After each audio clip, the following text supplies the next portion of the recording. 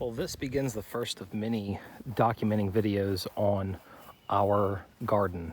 Now, I did not document the construction of this piss poor fencing because I'm not a carpenter, and you guys, as you can see, it is a temporary fix. We're gonna do a much nicer one next year, but just so we can get some veggies growing this year, I had to get something in. So starting off, it's pretty empty in here. Got a lot of work ahead of me, but this is like the first bed I've built, and it's just some old cement blocks, and I'm going to lay down some contractor's paper to block out the weeds. I'm gonna put a little bit of sticks and debris and stuff just to fill it up about halfway, and then I'm gonna fill it with some screened dirt that I've been making up here. I don't have a frame for this built yet, so I've just been laying the screen over top, and I'll dig up some dirt, throw it on here, and this is some incredible compost topsoil, whatever you want to call this stuff. It is amazing. There are some, I don't know what kind of bug that is. This is some good soil. Soil's not dirty, guys. All right, so let me show you guys what we did. So like I said, I got the contractor's paper laid out in there, and we got quite a bit of debris in there. Not quite half full, but maybe about a quarter, third, somewhere in there. And so now I'm gonna bring down this topsoil and backfill this in. Let's get to it. I will say the only drawback to screening dirt is when you have like a whole wheelbarrow load, you think you've got a lot, you really don't. So I got at least, that was one wheelbarrow load. That's probably 2, 3, and then like a fourth one to like really bring the soil level up high, so I know that there's plenty of soil and stuff. All right, let's get back to screening some more dirt. Well, folks, that was it. It only took 3 loads. Those last 2 loads, man, I really filled that wheelbarrow up. But we got her filled, and so now I'm gonna try and figure out what I want to plant. I'm thinking cucumbers, but we'll see how that goes. Screening dirt for this bed is taking a long time. But you know what's crazier? Look at the size of this grub. Oh my God, that thing is huge. Holy cow. Screening all this dirt, as you can see, it's coming out really nice, but I mean, there's no way that thing would have even gone through the screen. I mean, that thing is huge. So I'm going to put it somewhere. I don't know where, but it's not going to be on this property anymore. Holy cow.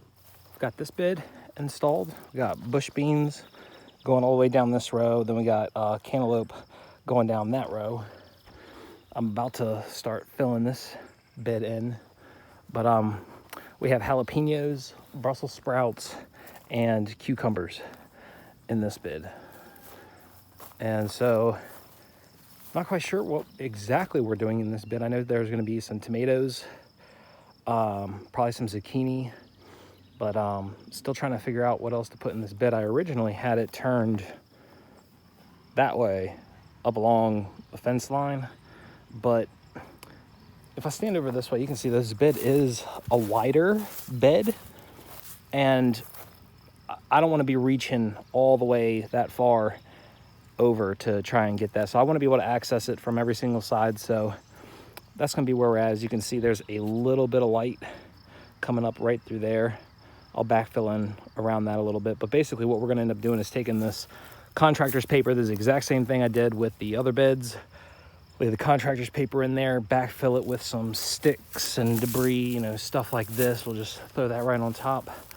And then I've got to sift some more dirt.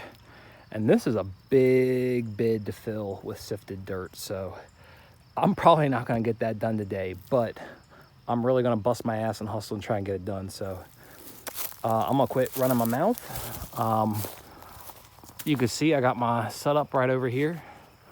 That's my wheelbarrow with my rinky-dink screen. This is a contractor it's quarter-inch. They're quarter-inch squares. Okay, and so you sift the dirt, and then you get this really nice, incredible, soft, loamy stuff.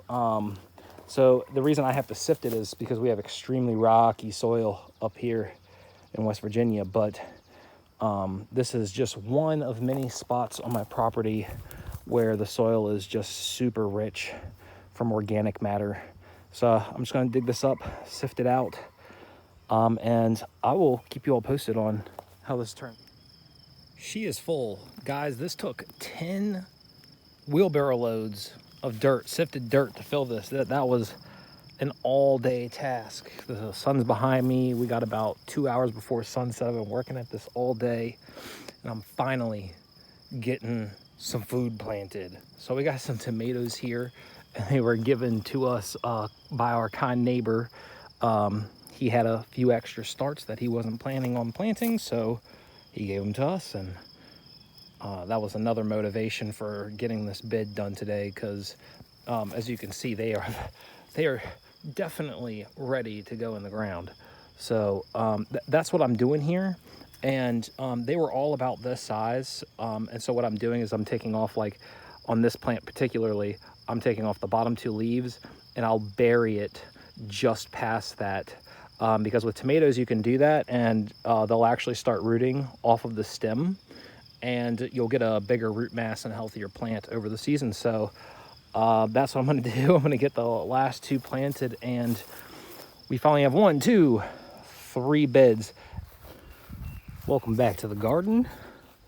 As y'all can see, I got the fence finished, but today I got another bed going in. This little tiny one back here. I just got a few more things I want to throw in before the weekend. Trying something a little different with this bed. I've taken my pickaxe, or my mattock, whatever you want to call it, and I broke up the ground real good. I'm going to take my shovel, dig it out, screen it, and then backfill it in. But I'm going to try and go down pretty deep in here. And once I'm dug up somewhat decent and I have it all screened, I am going to put a bunch of like logs and sticks and decaying organic material. I have a ton of it over here, a big pile of limbs. These limbs are years old, and they are really dried out and decaying. I also got some bigger stuff back there. I highly doubt I'm going quite that deep, but we will probably end up using a lot of this to fill the bottom of the bed, because let me tell you, when I filled this bed, I only put just a little bit of organic material in the bottom. Everything else is completely sifted dirt, and that took me 2 days, man, of just sifting dirt by myself. And I ain't trying to do that with this. So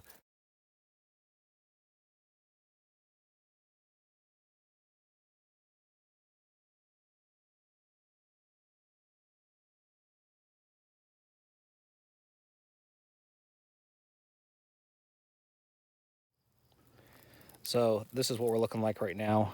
We're getting close.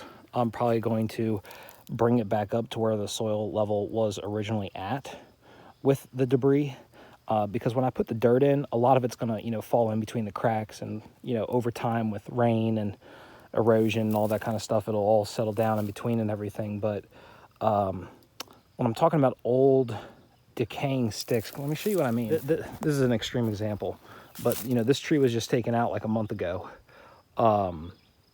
and I know people will try to fill their beds with the fresh cut stuff, but really you want this old stuff, guys. This old stuff that's been out here decaying for a long time, years out in the elements.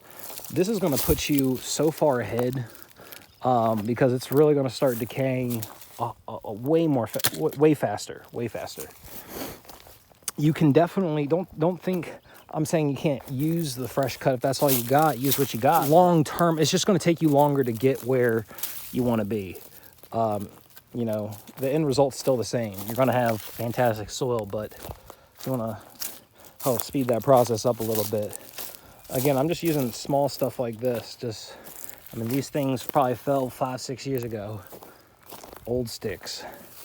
So we're almost there. I'm gonna keep filling this up, and then I'll show you how I put the dirt in. And this is kind of what we're looking like when we're finished. I actually forgot I had some old burnt wood in this extremely old fire pit. There was some old burnt wood in there from years ago. So I threw some of that in there too. You know, people lose their minds over biochar nowadays. So if you guys got some of that, throw some of that in there. But I then stomped on it just to get it mashed down as best I could. And then I'm gonna give this just a quick mix by hand, and then we're gonna backfill this in. I'm gonna go slow, make sure we're going even, and I'll show you what it looks like when we're done. Had to take a break, get some water. So anyway, I got a lot of this dirt sifted, and I just wanted to show y'all at least what the dirt looks like first. Again, there's lots of little pieces of stone, but it is actually really loose and actually really workable. A lot of people freak out about rocks. Don't freak out about rocks in your dirt. Those are the rocks you got to worry about. Oh, those are the ones I just sifted out of here. I try to throw most of them out of the fence, but a few landed out here. And again, this is something different I'm doing. I did not dig out the bottoms of these 3 other beds here. I literally just laid down that contractor's paper underneath of them, and then put a little bit of decaying old debris, sticks, limbs, stuff like that. These aren't super deep beds, so I didn't put a whole lot. We're talking like 6 to 8 inches max. And then backfilled the dirt on top of that. This one even less than those, believe it or not. That's the end of today's video, guys. The beginning of a garden, man. Make sure y'all hit the like, subscribe button, follow all that stuff that YouTube dudes say and do. I'll catch y'all next time.